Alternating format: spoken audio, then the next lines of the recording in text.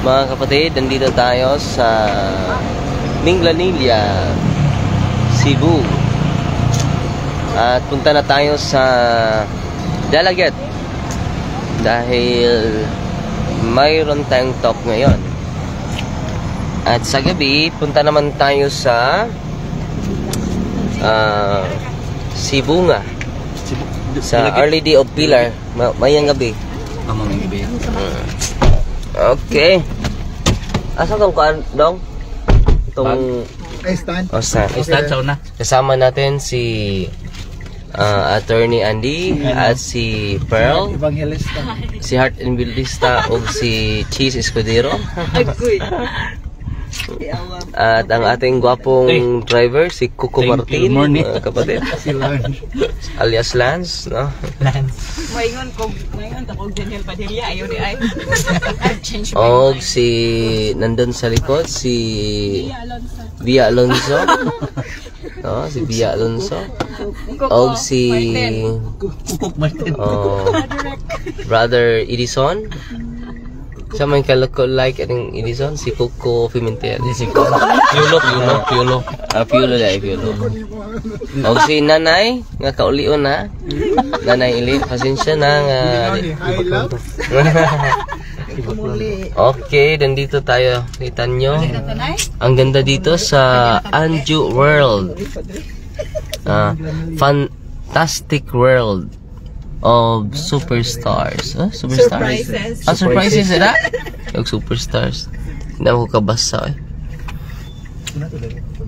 Kumaliwa na daw.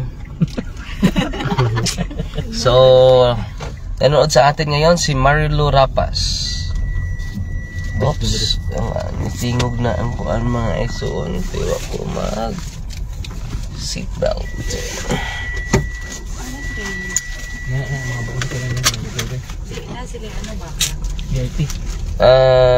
Si Michelle Mercado watching from Baguio of Cebu, Little Baguio of Cebu. Saan ba itong Little Baguio of Cebu? Kumanan sa 8, Cebu South Road. At si Flor de Lisa Laya. So ang ganda dito. Kasama natin si Nanay Lily at si Nanay Visitacion. Ang nag-accommodate natin doon sa atin mga kapatid. Si Carlos Orteliano, Dre mayong buntag suroy na pud sunod sa Tagum City, Davao del Norte. Keep safe po.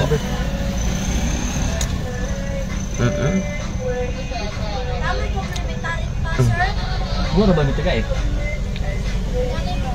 Wala ba? Pila ba yan?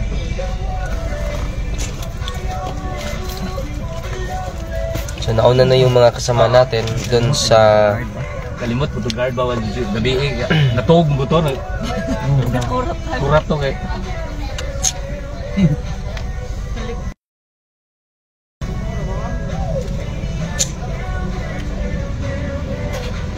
Natog mo to guys.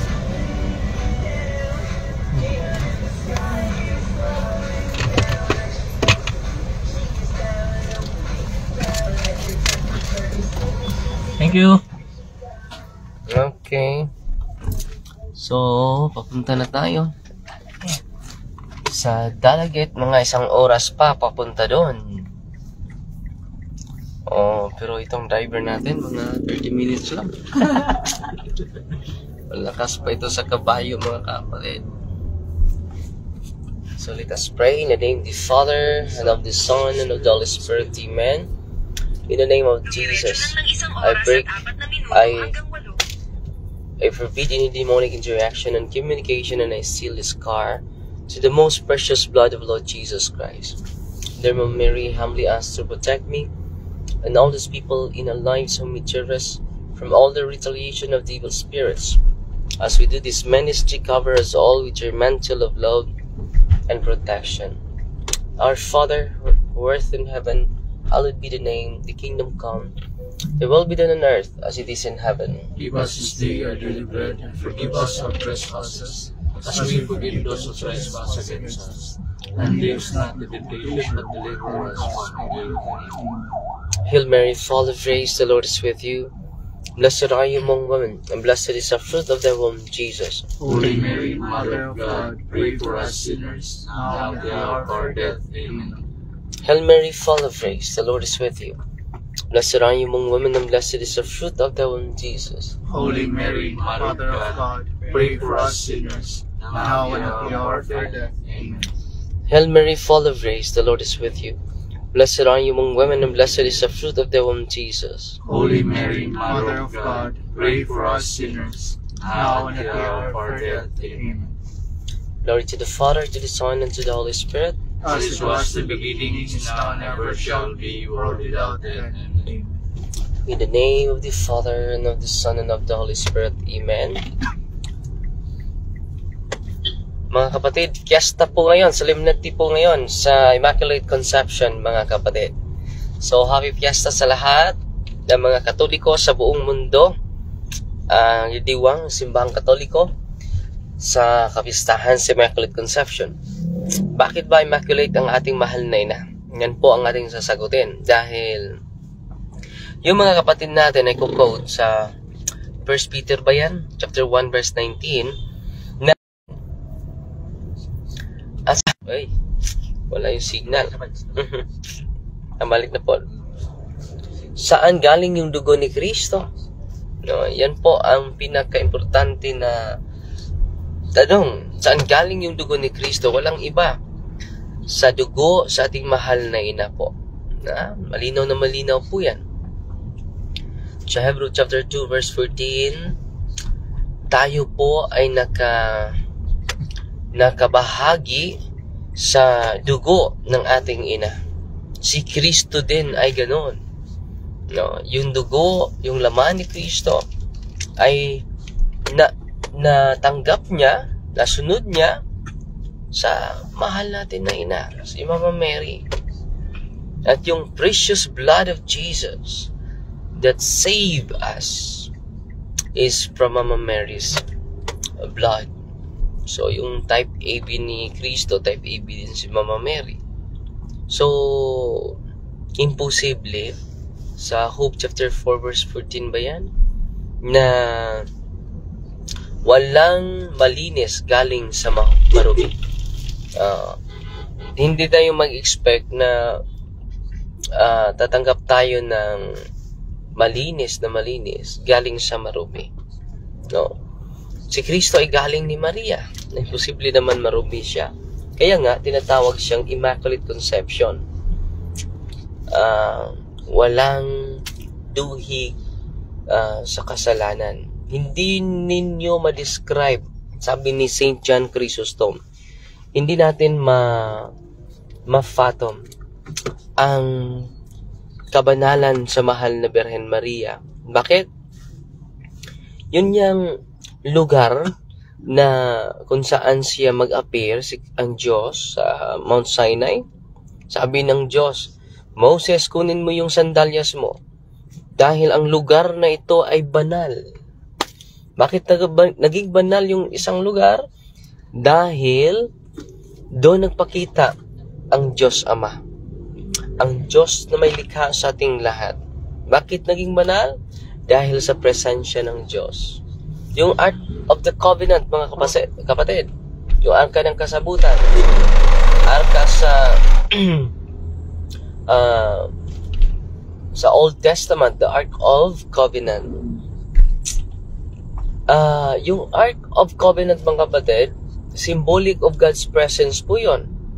Pero inilagay po yon sa kabanal-banalan na lugar. Bakit? It is the symbolic of God's presence. Bakit naging banal? At bawal po yung hindi pari na maghipo sa Ark of the Covenant. Dahil banal na banal po yan. Bakit banal na banal? Dahil it is the symbolic of God's presence. Symbolic of God's presence.